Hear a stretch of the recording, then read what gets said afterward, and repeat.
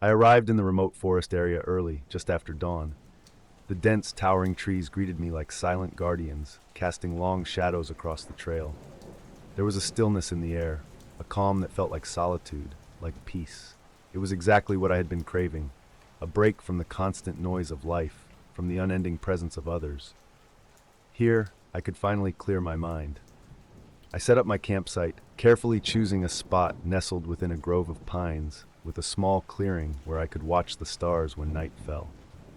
I pitched my tent, laid out my supplies, and arranged my small fire pit. The silence around me felt almost sacred. There were no sounds of traffic, no hum of distant voices, just the occasional chirp of birds and the faint rustle of leaves in the breeze. I let myself relax into the calmness, finding comfort in the isolation. But every so often, there was a nagging feeling that something didn't quite fit. The silence felt almost too thick, too absolute, as though something else lay beyond the trees, just out of sight. I brushed it off as nerves from being alone and turned my attention back to setting up. I had come here to escape, and this was exactly the type of retreat I had envisioned. As dusk began to settle, I felt secure, convinced that I had finally found my solitude. The next morning, after a peaceful night under a blanket of stars, I decided to explore the area surrounding my campsite. I wandered through the trees, letting my mind wander as I moved further into the forest.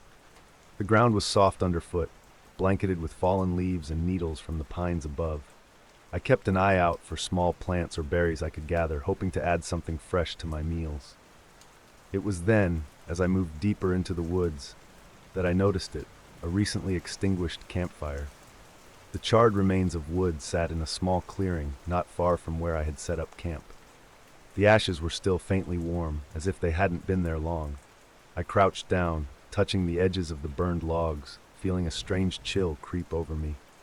I hadn't seen anyone on my way in, and this area was supposedly isolated, rarely visited. Nearby I found another clue, a set of footprints, distinct in the soft dirt, heading away from the fire and deeper into the forest. They were fresh, too fresh to ignore, yet there was no one in sight. I tried to rationalize it, telling myself that perhaps another camper had left early, but the feeling of being watched prickled along my spine. As I moved away, the silence around me felt somehow heavier, and I couldn't shake the eerie sensation that I wasn't truly alone. Later that day, while foraging for berries near the campsite, I saw it, just a brief glimpse through the trees.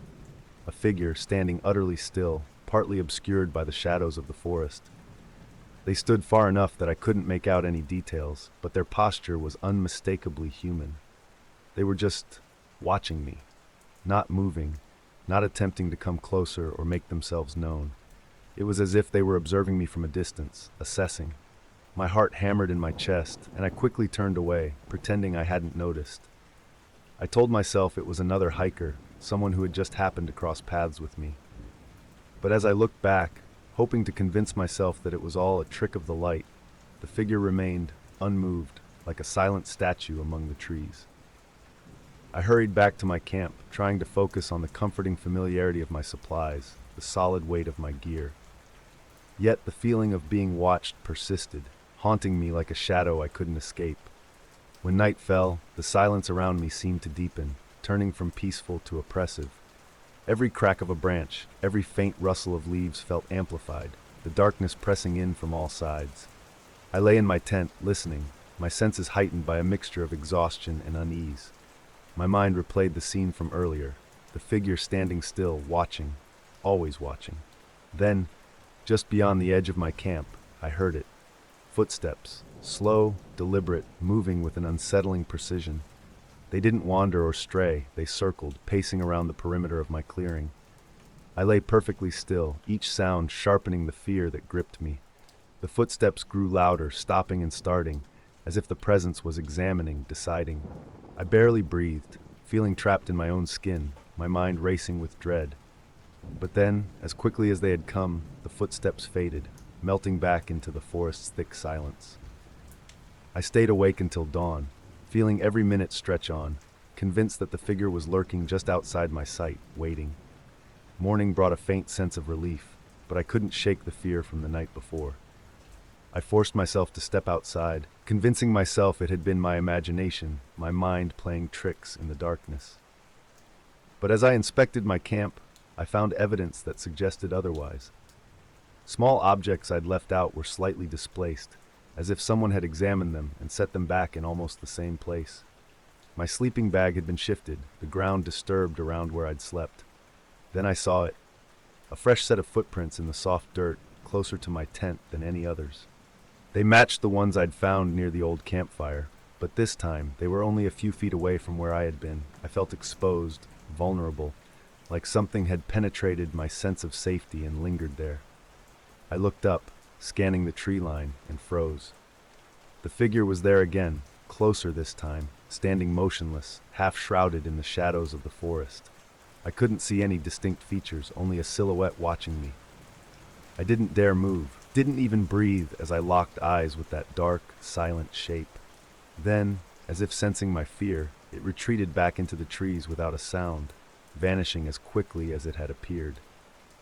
I spent the day trying to convince myself that there was no real danger, that the figure was just some other hiker or camper who, for whatever reason, was too shy or awkward to approach. I went through the motions of gathering my belongings, packing things up slowly, forcing myself to stay another night. But with each passing hour, I could feel a pressure building in the air around me, a weight that seemed to close in. I tried to busy myself with tasks, cleaning up the camp and checking my supplies, but my eyes kept flicking back to the forest, unable to resist searching for any hint of movement. Every snap of a twig, every rustle of leaves sent a jolt through me, a reminder that I was not alone. I wanted to believe it was all in my head, that the isolation was warping my mind, but the figure lingered in my thoughts, an undeniable presence that made my skin crawl. By nightfall, the atmosphere had grown tense, the forest feeling more like a trap than a sanctuary. I lay in my tent, my senses heightened to every sound around me, bracing for the inevitable return of the footsteps. The footsteps returned, louder, more purposeful, like a predator closing in on its prey. They moved around my tent, slow and steady, pausing just outside as if listening. I lay frozen, hardly daring to breathe, feeling the presence hovering just a few feet away. My mind screamed at me to get up, to run, but my body wouldn't respond, paralyzed by a fear that was almost suffocating. The shuffling grew closer, circling around the tent's edges, stopping just outside the thin fabric that separated me from whatever was out there. I could feel it, a chilling awareness that something was studying me, waiting. Each second stretched painfully, every sound amplifying the dread coursing through me. Finally, as if deciding it had seen enough, the footsteps faded, retreating back into the darkness, leaving me in silence once again. But I knew then that I couldn't stay. Something primal, something deep in my bones, told me that I had to leave. At the first light of dawn, I hurriedly gathered my belongings, shoving them into my pack with shaking hands. The footprints were there again, deep in the ground around my camp, confirming that it hadn't been a dream. I didn't dare look back toward the trees, but I could feel it, an unrelenting gaze that seemed to follow my every move. I made my way back to the trail, my steps quick and unsteady, the silence of the forest pressing in on me as if trying to hold me back. I didn't stop, didn't pause, only focused on putting as much distance between myself and that campsite as possible.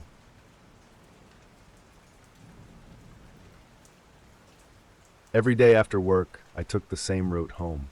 It had always been a comforting, familiar path, through quiet streets lined with trees whose leaves scattered with each season, a routine that seemed as natural as breathing. Walking this route felt like an extension of my day, a seamless transition from work to home, where I could unwind and let my mind wander. It was on one of these usual walks that I first noticed him. Standing under the awning of a corner store, his gaze was fixed ahead, but it felt as though his eyes were trained on me. He didn't look remarkable, just a man, likely a little older than me, dressed in nondescript clothing. I assumed he was waiting for someone, or maybe just passing time, and I didn't give it much thought. But the next day, there he was again, in the same spot, positioned close enough to notice me without acknowledging my presence. At first, I dismissed it as a coincidence, my mind trying to rationalize away any budding discomfort. Still, something about him stuck in my mind. The following days brought him back, always in that same place, always watching with that silent, unsettling presence.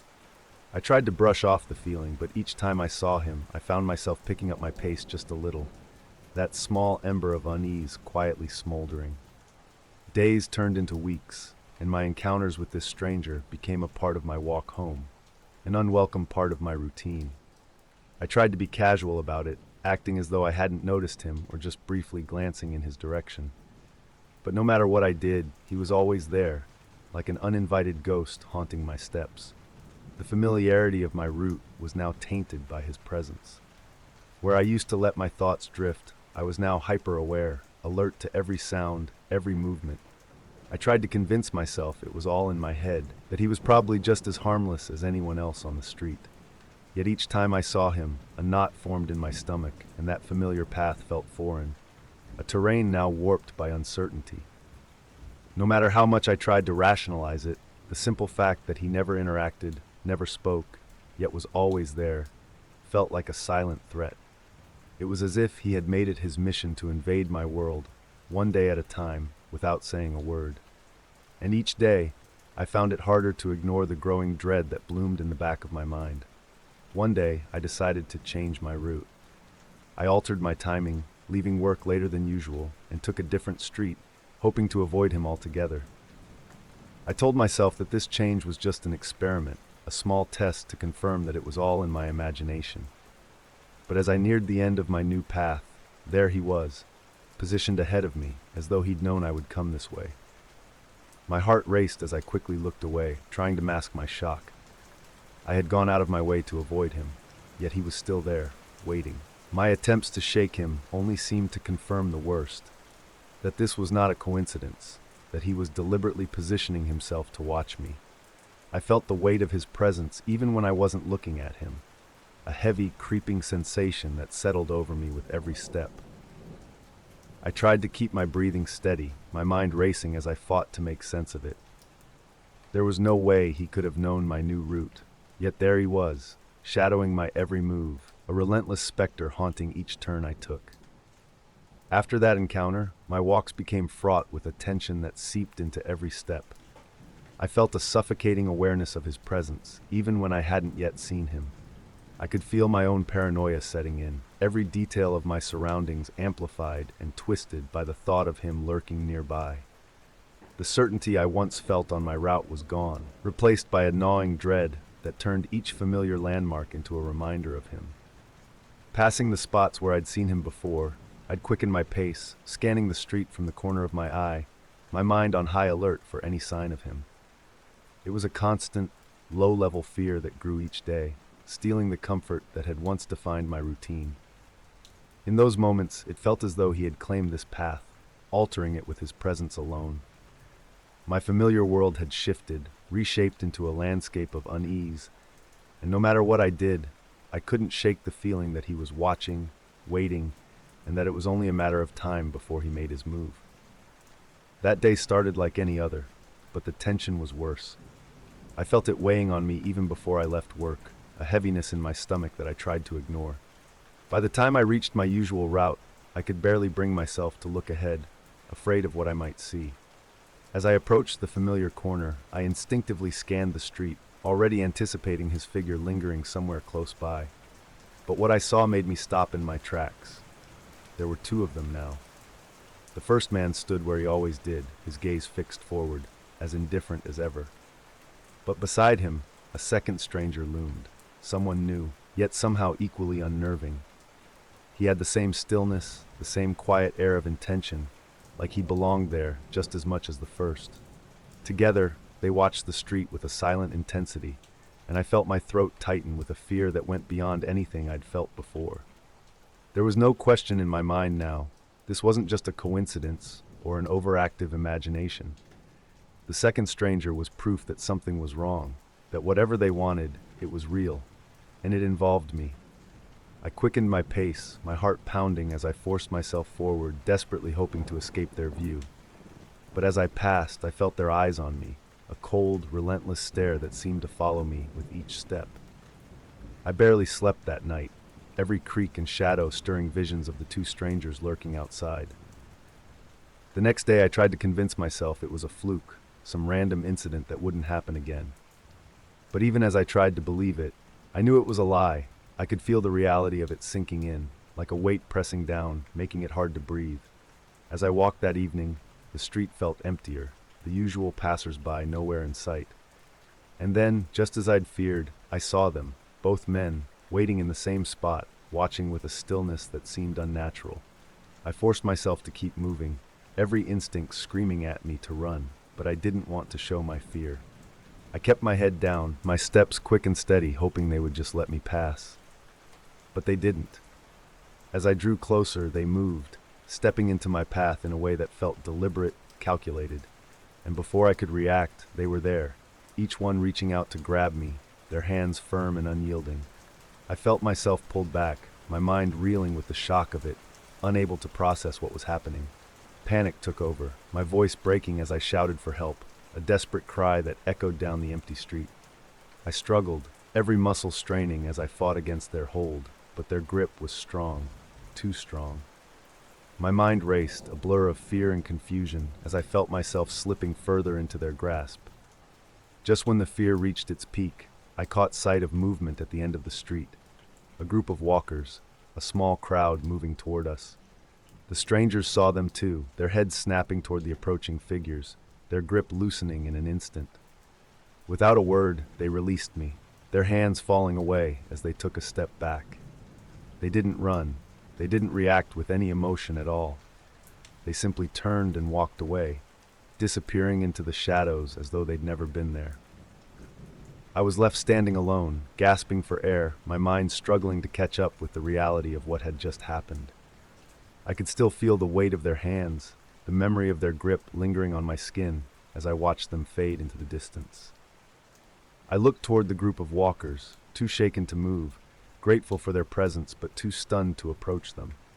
It felt surreal, the suddenness of it, as though the strangers had simply vanished, leaving me alone with the remnants of my fear. I didn't know what to make of it, but one thing was certain, I would never take this path again.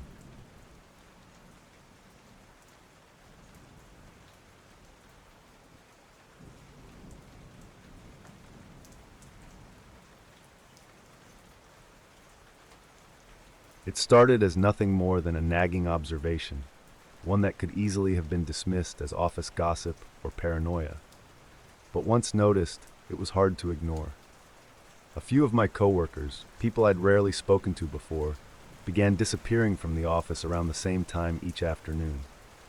They weren't the type to socialize often, usually keeping to themselves in a manner that matched the quiet, understated tone of our workplace.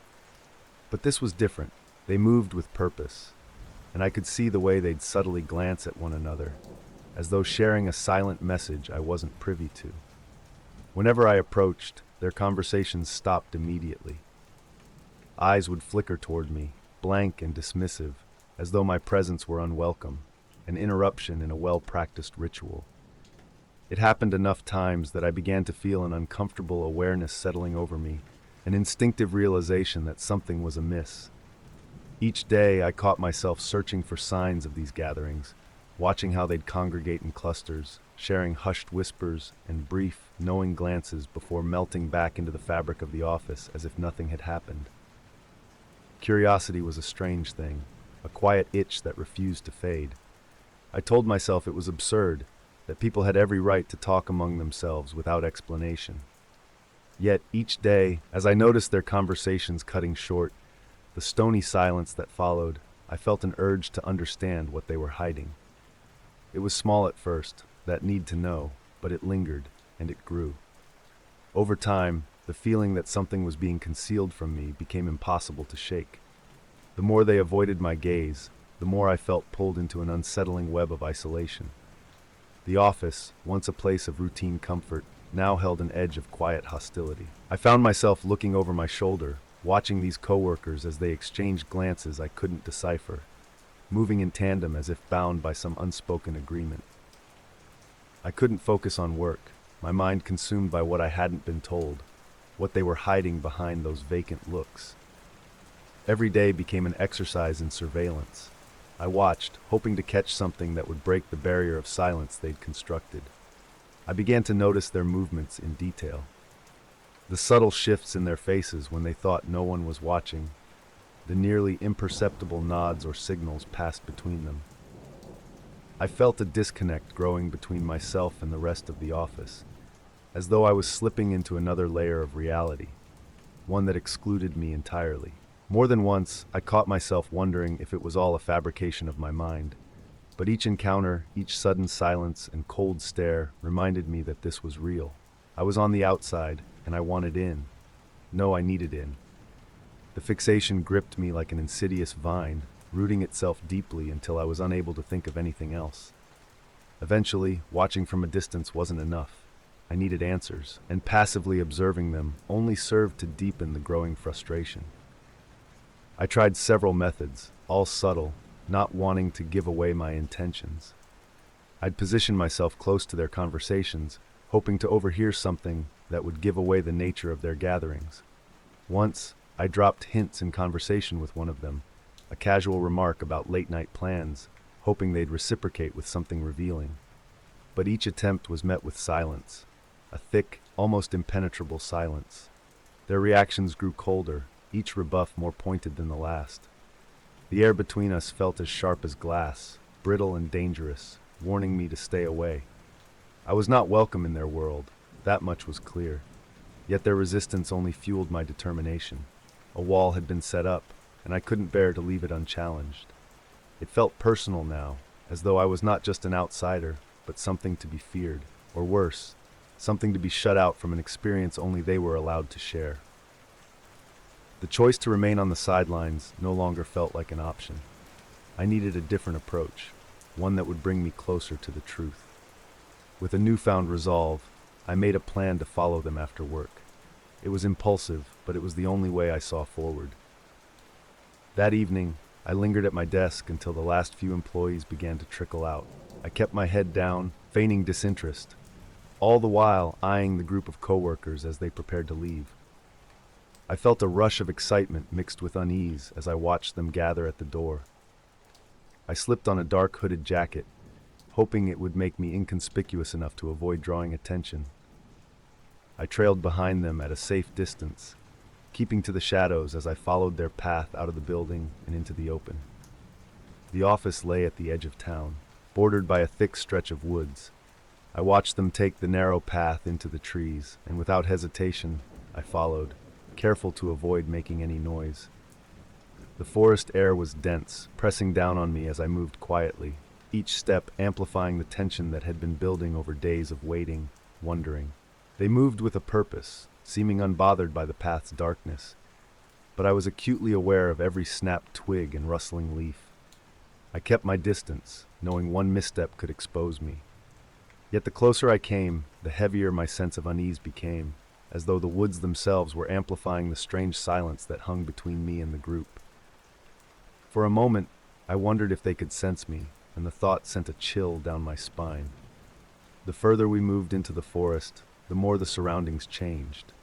Shadows closed in tightly, filtering out the last traces of light as the narrow path grew uneven and steep.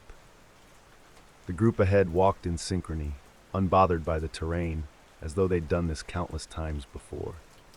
Their steps were almost rhythmic, creating a silent pulse that carried through the forest, guiding them deeper. I kept close enough to see them but far enough to remain unseen, my eyes locked onto their silhouettes as they wound through the trees. It was strange, the way they moved in unity, as if their minds shared a single purpose. Every few paces, one of them would pause, gaze back into the dark as though sensing something, and then continue forward.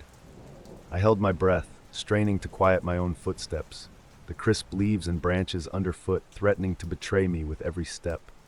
Doubt crept into my mind, casting a shadow over my resolve. It felt reckless, even dangerous to be out here, but I couldn't stop myself. The pull was too strong, an invisible force that urged me forward. As they moved deeper into the woods, I felt the air grow thicker, heavier.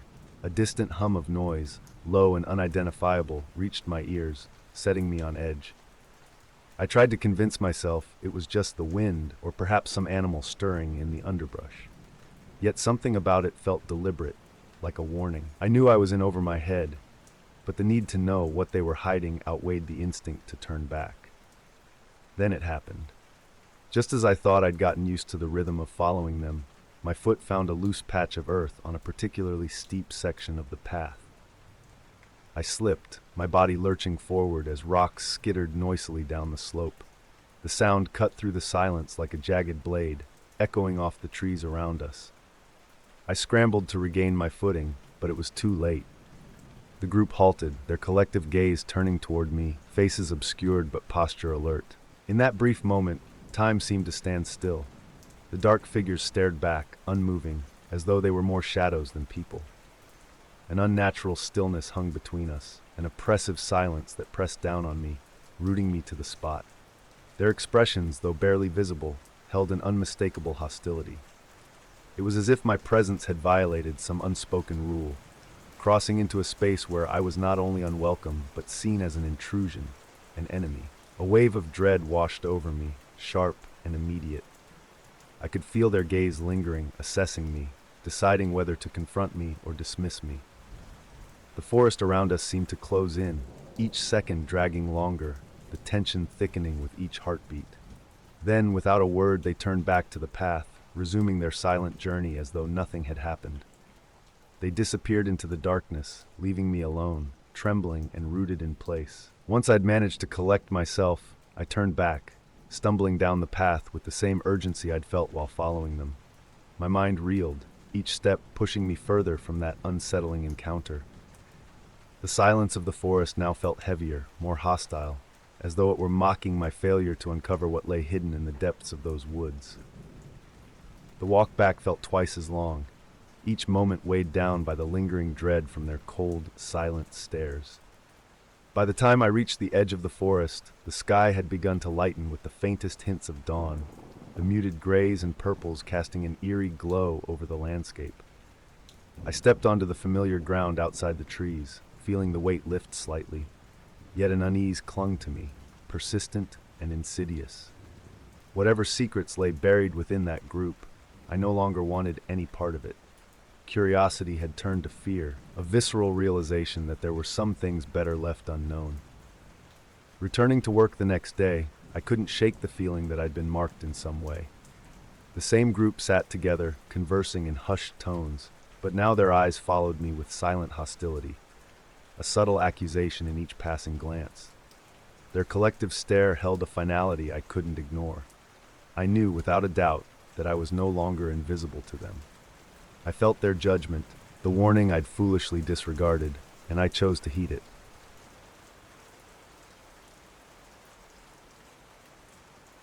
Every morning was a mirror of the one before. My commute to work, with its usual turns, stops, and predictable scenery, had become so familiar that I rarely thought twice about it. I'd follow the same streets, the same traffic lights, glancing at the same storefronts as I passed by. There was a certain comfort in that predictability, a sense that, despite whatever might happen during the day, the drive to and from work would remain unchanged. But that morning, something felt different. As I merged onto the main road, my gaze drifted to the rearview mirror, catching sight of a van not too far behind me. It was nondescript, painted a dull shade of gray, with no markings or logos to hint at where it might belong. I dismissed it as another vehicle heading in the same direction. After all, thousands of cars shared these roads every day. But as I turned onto the next street, the van followed. Another turn, and it was still there. By the time I reached the freeway, I was acutely aware of its presence, its shape looming larger in the mirror each time I glanced back. The unsettling part was that it seemed to match my speed perfectly, hanging back at just the right distance, not close enough to be suspicious, but not so far that I could ignore it. I tried to shake off the feeling, telling myself it was all coincidence. But something in the back of my mind told me to remember the license plate, to be prepared in case it followed me again. It was an odd thought, but one that stuck with me as I arrived at work, the shadow of the van lingering long after it was out of sight. The next morning, I'd nearly forgotten about the van. I chalked up the previous day's feeling to paranoia, an overactive imagination stirred by the monotony of my routine. But as I pulled onto the main road, there it was again. The same dull, gray van, trailing just far enough behind to avoid raising alarm, but close enough that I couldn't ignore it. With each turn, I began to feel more certain that it was following me, mirroring my route in an unsettling imitation of my every move.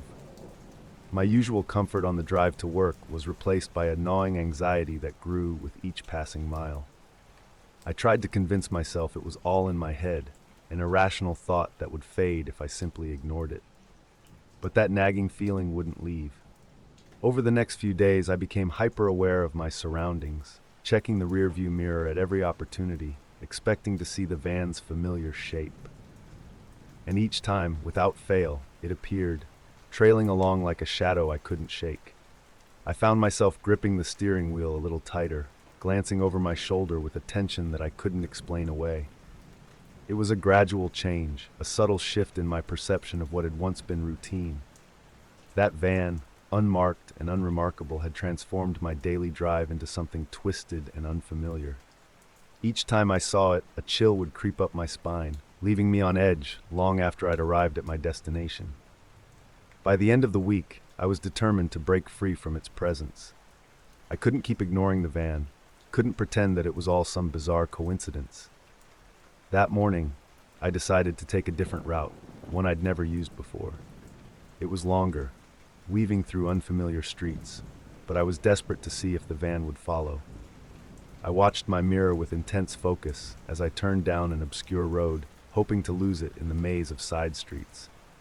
But as I looked back, there it was, lurking just behind, its gray shape growing more ominous with each turn I took. The harder I tried to shake it, the closer it seemed to come, matching my every maneuver with a disturbing precision. I sped up, weaving through traffic, taking sharp turns in a desperate attempt to lose it. But it was relentless, keeping pace as if it were bound to me. My heart pounded as I realized that I was truly being followed. There was no mistaking it now. Each evasive move I made was mirrored by the van, an unspoken acknowledgement that I wasn't just imagining things.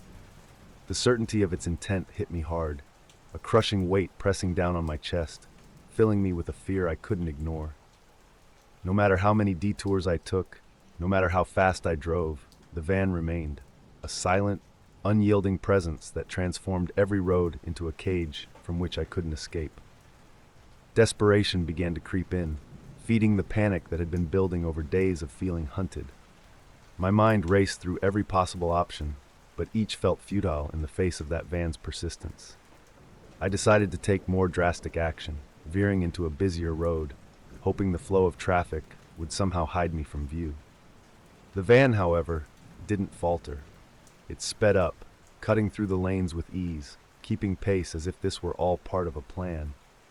I pushed my car to its limits, weaving around other vehicles in a frantic attempt to put distance between us. But every time I thought I'd gained some ground, there it was, closing in with that same steady determination. A sense of dread settled over me, tightening around my chest, making it hard to breathe. My world had shrunk to the rearview mirror, every glance showing me the relentless approach of that faceless vehicle. As my car hit the freeway once more, I felt the weight of inevitability pressing down on me.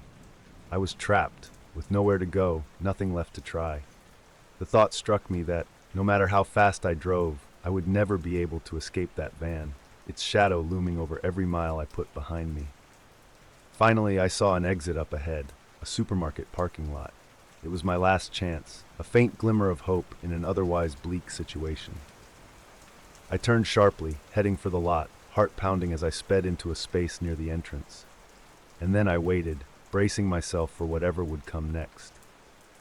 I sat in my car, gripping the steering wheel tightly, watching as the van pulled into the parking lot behind me. It moved slowly, deliberately, each second stretching as it crept closer. I couldn't see inside. The windows were tinted, a dark shield that concealed whoever was inside. All I could make out was its shape, menacing in its stillness as it found a space not too far from mine. For a moment, there was nothing but silence. I strained to hear any sound, any hint of movement, my breath catching as I realized I had no idea what to expect. My mind raced, alternating between strategies, but each one felt useless. I was cornered, exposed, with nowhere to hide but inside the car, and that safety felt fleeting at best. I watched as the driver's side door opened, a figure stepping out. The person moved slowly, closing the door with a quiet, deliberate motion. I couldn't make out much beyond their dark clothing and the steady way they moved, as if there was no rush, no concern about being seen. They took a few steps in my direction, and the space between us seemed to shrink with each slow, measured footfall. My heart raced, every instinct screaming at me to get out, to find somewhere safe. Frozen in my seat, I felt time slow as the figure drew closer. They walked with a purpose, their eyes obscured by the distance but their intent unmistakable. There was a chilling detachment in their movements, a certainty that made my skin crawl. Each step seemed calculated, a slow, deliberate approach that left no doubt as to their purpose. It felt as though they were savoring the moment, feeding off the fear that radiated from me. I realized I couldn't stay there. Remaining in the car meant giving them the upper hand, waiting to be cornered. My eyes darted to the supermarket entrance, the nearest place with people, lights, safety. Without giving myself time to second guess, I unlocked the door and bolted, leaving everything behind in my mad dash toward the entrance. I didn't look back, every muscle primed for escape, driven by the primal need to put as much distance as possible between myself and that figure. I could feel the weight of their gaze as I ran, a pressure on my back that pushed me forward, refusing to let me slow down. Each step toward the supermarket felt like a step away from a dark abyss, a chasm I couldn't allow myself to fall into. My heartbeat thundered in my ears as I neared the automatic doors, which slid open in time to let me slip into the bright, sterile safety of the supermarket. The fluorescent lights were jarring, a stark contrast to the dim parking lot, and the hum of voices around me felt like a balm, grounding me in the presence of others. I kept moving, blending into the crowd of shoppers, casting a quick glance over my shoulder to check if I'd truly managed to escape. Through the glass doors, I saw the figure stop, just outside, watching me from a distance. They didn't come closer, standing still in the shadows, the van waiting nearby. For a few tense moments, we remained like that, separated by a thin barrier of glass, my sense of relief tempered by the reality of how close I'd come to being within their reach. I watched as they eventually turned back, retreating to the van, disappearing into its dark interior. The van's engine started up, the headlights flashing on, and it pulled out of the lot with a slow, almost mocking speed, as though to remind me of its control over the situation. Only when the van was out of sight did I allow myself to breathe, the tension in my body slowly unraveling as I stood among the oblivious shoppers. My hands were still shaking, and my pulse felt unsteady, but I was safe. I let that thought settle over me, a fragile comfort that shielded me from the lingering fear that clung like a shadow.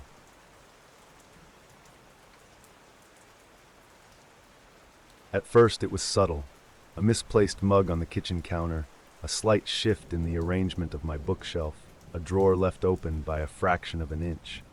Each instance felt minor, almost insignificant, and I dismissed them as lapses in memory, a product of my own forgetfulness. But as the days went by, these small irregularities began to gnaw at me, a quiet but persistent feeling that something was wrong. Living alone, I had grown accustomed to a certain order, a routine that kept my small apartment exactly the way I liked it. Every item had its place, a familiar comfort in the predictability of my surroundings. Yet now that predictability was unraveling. An object moved here, a light left on there, each occurrence a pinprick of unease that I couldn't ignore. I began to second-guess myself, wondering if I was simply imagining things, yet the feeling remained. I'd catch myself standing in the middle of my living room, scrutinizing every corner, trying to remember if I had left things the way they were. A creeping sense of invasion slowly set in, and though it was small at first, it began to grow, casting shadows over the once familiar space I called home. Over the next few days, the disturbances became more frequent. It wasn't just the small, easily overlooked things anymore.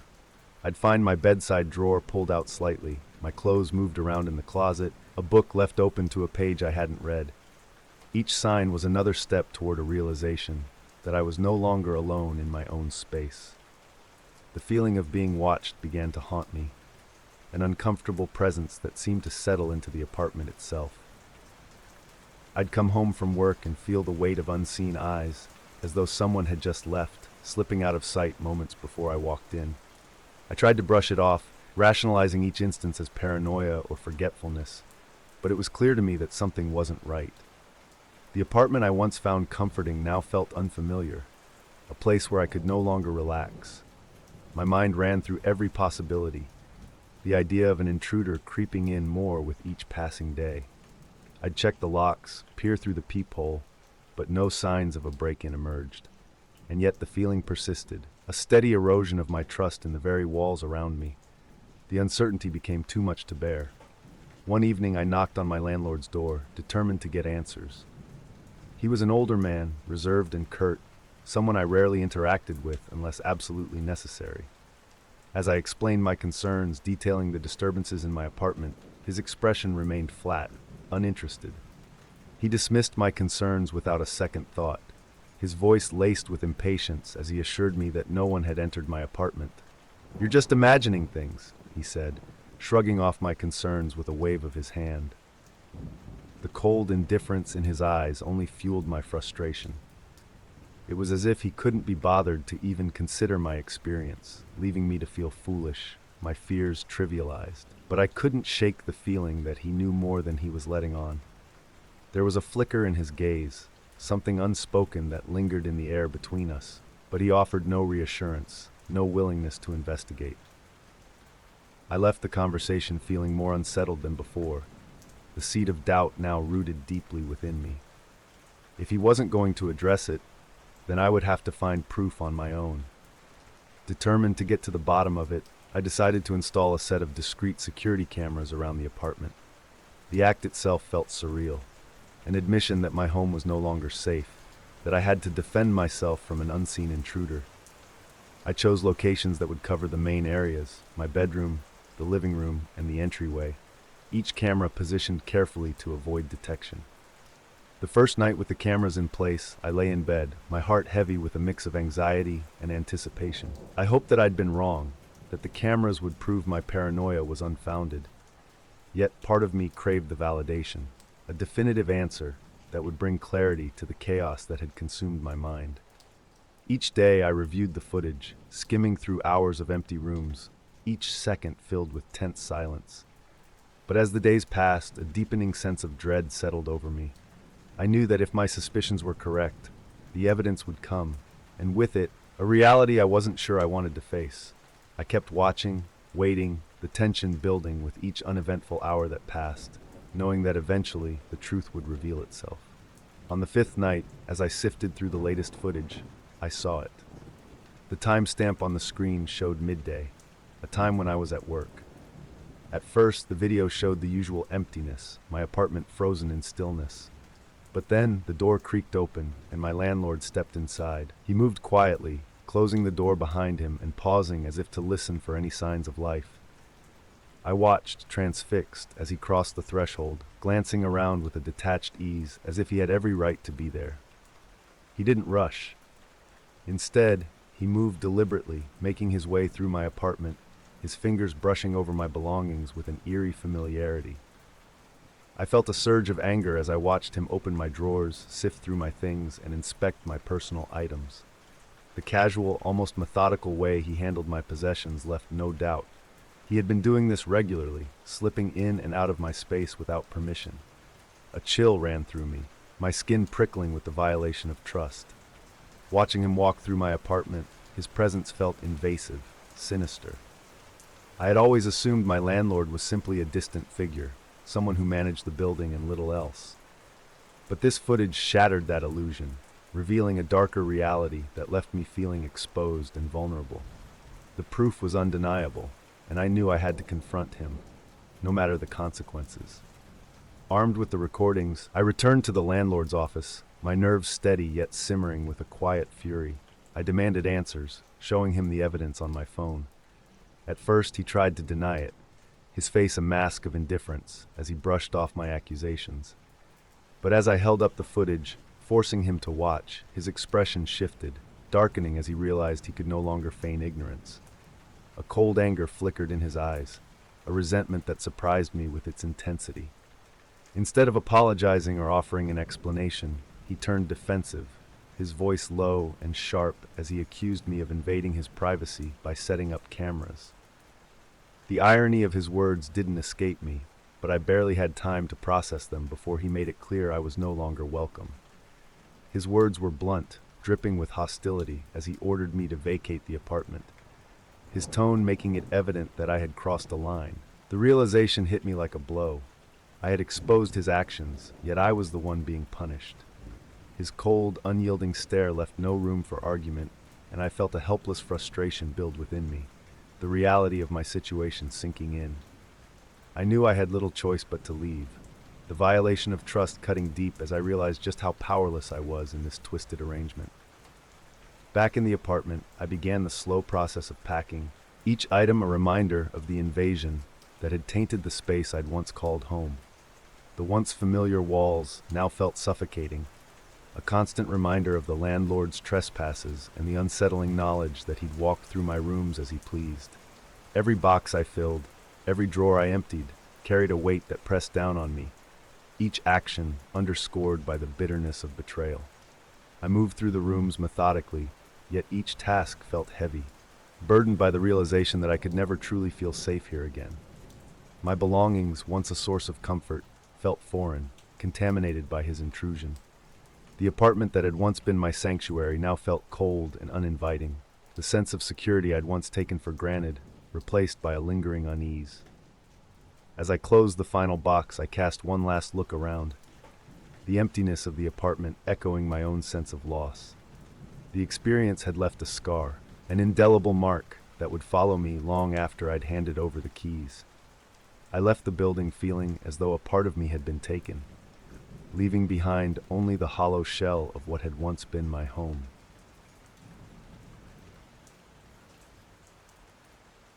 When I first moved into the apartment, I felt a sense of relief, a feeling of accomplishment that I'd finally found a place to call home. After weeks of searching, I found the listing online, a bright, modest space in a quiet building, shared with someone who seemed, at least in their messages, to be friendly enough. He was polite, brief in his responses, but clear about expectations. It all seemed straightforward, a smooth start to what I hoped would be a quiet arrangement. Moving day came, and he greeted me at the door with a quick nod, helping carry in a few of my boxes. He didn't talk much, just the usual pleasantries, but there was nothing about him that seemed odd or off-putting. He was in his early 30s, maybe, with a neatly kept appearance and a reserved air, the kind of person who seemed content to keep to himself. I didn't mind that. If anything, it made things easier. There was no pressure to socialize. We each had our own spaces and routines, and it all settled in without a hitch. The apartment was quiet, just how I liked it. We crossed paths in the kitchen now and then, exchanging a few words or nods before returning to our rooms. Everything felt normal, peaceful even, as if the apartment itself held an unspoken agreement of calm. For the first time in a while, I felt I could let my guard down, that this new chapter might bring a sense of balance. But then, small things started to happen. Nothing major, just little inconveniences, things out of place. A cup I'd left on the counter would appear on a different shelf, or a book I'd set down would go missing for a day, only to reappear somewhere I'd never put it. At first, I chalked it up to my own forgetfulness. Moving was hectic, and I figured I was just tired, disoriented by the change.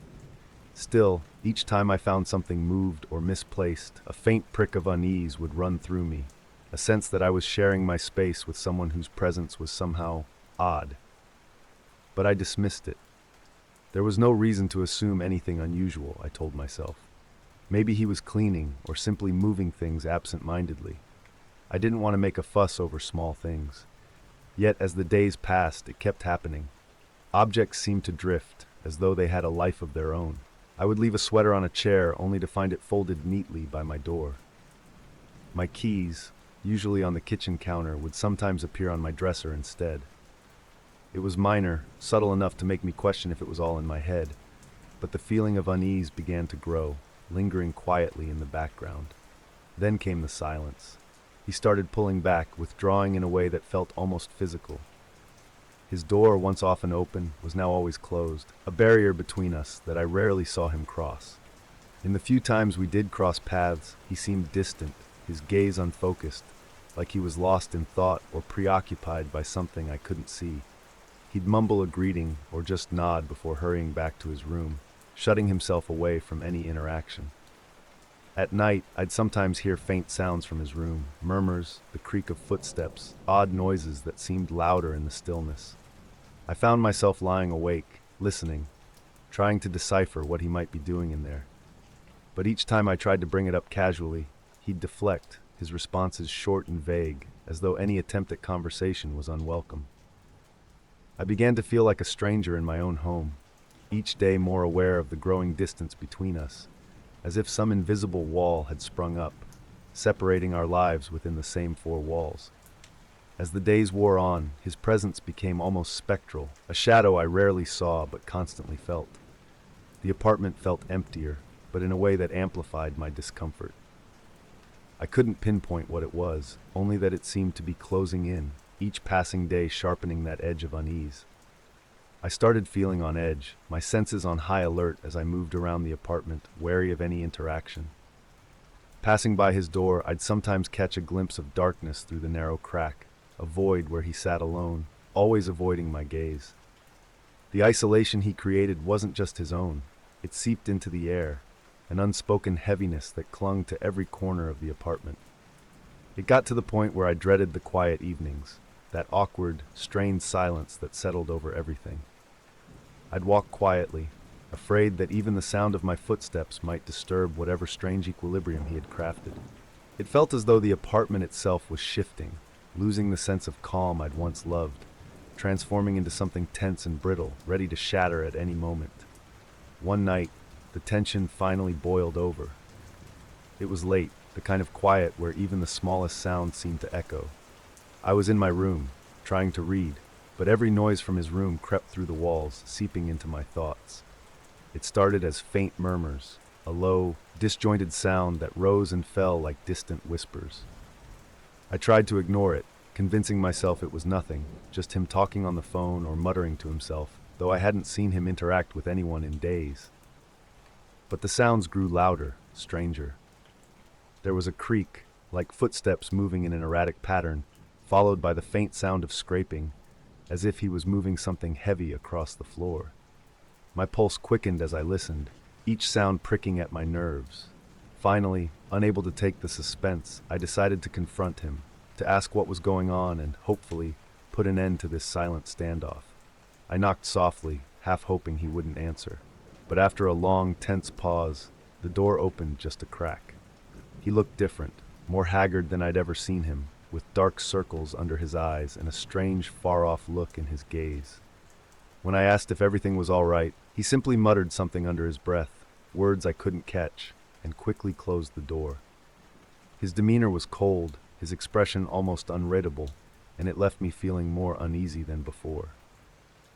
I returned to my room, the lingering unease settling over me, a growing sense that something was very wrong. The next morning, a strange, unsettling stillness filled the apartment. I awoke to the eerie absence of any sound, a silence that felt unnatural, almost deliberate. I called out, hoping for some response, but only the silence replied. I waited, pacing the hallway, my unease mounting with each passing minute. Finally, I approached his door. It was slightly open, an invitation that felt almost ominous. I pushed it further, my heartbeat echoing in my ears as I took in the sight. His room was empty. Not just empty of him, but completely barren. No furniture, no belongings, as though he'd packed up everything and vanished overnight. The walls were bare, stripped of any trace that someone had lived there, leaving only an echo of the person who'd once filled that space. I felt a chill creep over me as I scanned the room, my mind racing to piece together what could have happened. It was as if he'd erased himself from the apartment, leaving no clue, no explanation, nothing that could tell me where he'd gone or why he'd left so suddenly. My own reflection in the window seemed foreign, an uneasy witness to the strange, hollow emptiness that filled the room. I closed the door slowly, the silence pressing down on me, heavy and unbroken. In the days that followed, I tried to shake off the lingering sense of dread, but the apartment felt changed, like it held secrets in its walls. I avoided his empty room, but each time I passed it, I could feel an invisible weight pulling at me, a cold reminder of his sudden, inexplicable disappearance. The silence in that space felt wrong, an unsettling void that seemed to grow with each passing day. I started second-guessing everything I'd seen and heard. My mind replayed the odd moments, the things he'd moved, the strange noises, the vacant stares, all those signs I'd brushed off. It was like a puzzle with missing pieces, fragments of a life I'd only glimpsed, a life that had now vanished without a trace. There was no one to ask, no one who'd noticed anything amiss. It was as though he'd never existed, as if he'd been a shadow passing through, leaving nothing but an uneasy memory in his wake.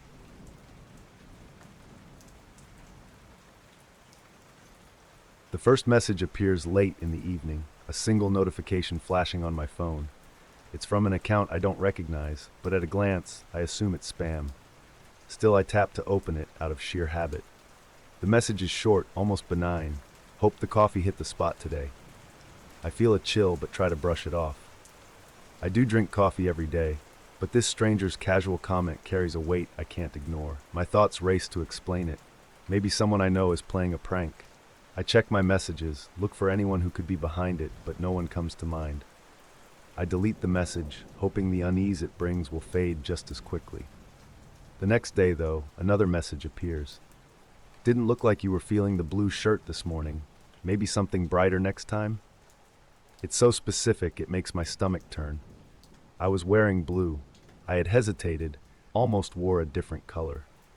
I look around, wondering if someone close by has been watching me, but no one seems out of place. For the rest of the day, I feel like I'm walking in a stranger's gaze. But I force myself to believe it's just a joke, some harmless prank. Deep down, though, a pit of anxiety is forming, one that I can't ignore. Over the following days, the messages start to escalate. Each one digs deeper into my life, pointing out small details I never thought anyone would notice. Places I go, the time I leave my apartment, the paths I take on my evening walks. One message even mentions the song I had playing on my headphones as I strolled through the park. It's unnerving, almost paralyzing. Each notification makes my hand tremble as I swipe to read the message, feeling the unseen eyes lingering over me. I start to double-check doors, close blinds, even change up my routine slightly, hoping to throw off whoever this person is. But somehow, they keep up. After another message comments on my latest grocery purchase, mentioning the specific brand of orange juice I'd chosen, I realize I can't ignore this any longer. This isn't a prank, it's something else, something terrifyingly close. I feel like my life is laid bare, each part dissected under a light I never agreed to be in. Then, the tone changes. The messages stop being mere observations. They start to carry an edge that makes my skin crawl. People in this city disappear all the time, one message reads. Another says, imagine if you came home and something was missing, or someone. I struggle to breathe as I read, feeling the boundaries of my life shrinking, suffocating me. The anonymous account's casual mention of my name in the following message sends a wave of nausea over me. I've been cautious online. I'm careful about what I post, where I go, and who I tell about my life. Yet this person knows my name, my habits, and my schedule. My fear blooms into a growing paranoia. Everywhere I go, I sense their presence, an invisible threat that shadows me from place to place. I avoid my usual haunts, alter my routes, but I'm still haunted by the sense that every movement is somehow under their gaze. It feels as though this person has breached every layer of privacy I thought I had, leaving me defenseless. After days of relentless dread, I finally tell someone. I call a close friend, barely able to hold back the panic as I explain what's been happening. Each message, each detail that this anonymous person has shared with me spills out of me like a confession. I hear the shock in my friend's silence before they respond, their voice steady but tense. My friend doesn't question me or dismiss my fear. Instead, they offer a lifeline, suggesting we go through my phone and social media to find and block this account. For the first time, I feel a glimmer of control returning, even if it's faint. They walk me through privacy settings, help me delete suspicious contacts, and suggest tools to mask my online presence better. I spend hours combing through my accounts, deleting any trace I think this person might use to track me. It's exhausting, but the fear drives me on. By the end, I feel like I've shed layers of my online self, putting up every shield I can think of. A sense of relief seeps in, and I start to believe that with my friend's help, I might finally regain my peace. With my friend's guidance, I set up additional defenses, locking down every corner of my online presence that I can think of. I install new privacy tools, change every password, and delete accounts I haven't used in years. For the first time in days, I feel a semblance of control.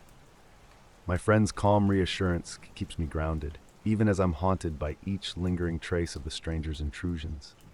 For a few days, the messages stop. My heart gradually eases its relentless beat as I dare to believe that the stalker has lost their grip on me. I begin to reassemble the broken pieces of my routine, feeling my life inch closer to normalcy. The world outside feels safe again, familiar in the way I'd once taken for granted. But even as I try to regain my sense of security, a shadow of doubt lingers. I can't shake the feeling that my defenses might not be enough, that this person is simply lying in wait. The silence feels fragile, a thin shell that could shatter at any moment. Just as I'm starting to relax, a notification appears on my phone. My blood runs cold as I see the name, a new account, but the same familiar tone. "Liked your new routine," the message reads, casually taunting me. "Thought I'd let you know I'm still here." The words claw into my mind, and my carefully constructed sense of safety collapses. This person hasn't been deterred. They've just found a new way in. Each measure I took to block them now feels pointless, like a flimsy barricade. They were always one step ahead, knowing exactly when and how to reappear. Each new message follows the same pattern, but with a sharper edge. They comment on changes I'd made, revealing that they had tracked me despite my precautions. The horror of it all washes over me, sinking me back into a pit of helplessness. Everywhere I go, I feel the weight of their attention pressing down on me, a silent witness to every small movement. I start to question if I'll ever truly shake this person off. In desperation, I reach out to my friend again, recounting the new messages with a sense of panic that I can't hide. My friend suggests we try a deeper approach, a way to trace the person's account more thoroughly. They bring in software that can analyze online patterns, something more sophisticated than anything I'd known to try on my own. The process is grueling. Each step feels like wading through layers of shadows, uncovering fragments of the stalker's identity that only deepen my fear. It takes hours, each moment thick with tension, until finally we get a trace on the account. It's linked to a location, one that's disturbingly close. My mind reels with the implications. The stalker isn't some distant figure hiding in a corner of the internet. They're near me, within reach. The realization hits hard. I feel exposed, as though they could be watching me even now, knowing exactly how close I am to uncovering them. With a final push, we set up every available block and defense, cutting off every digital entry point we can find. My friend assures me that it's enough, but their words barely reach me as my thoughts spiral, wondering if any of this will truly keep me safe. The account goes silent after that last effort. Days pass without a single message, and I feel the tension start to unwind, though a small part of me remains on edge. I monitor every platform obsessively, waiting for any sign of the stalker's return. But nothing happens. It's as if they've vanished, leaving only the remnants of their presence behind, a faint echo that haunts my memories.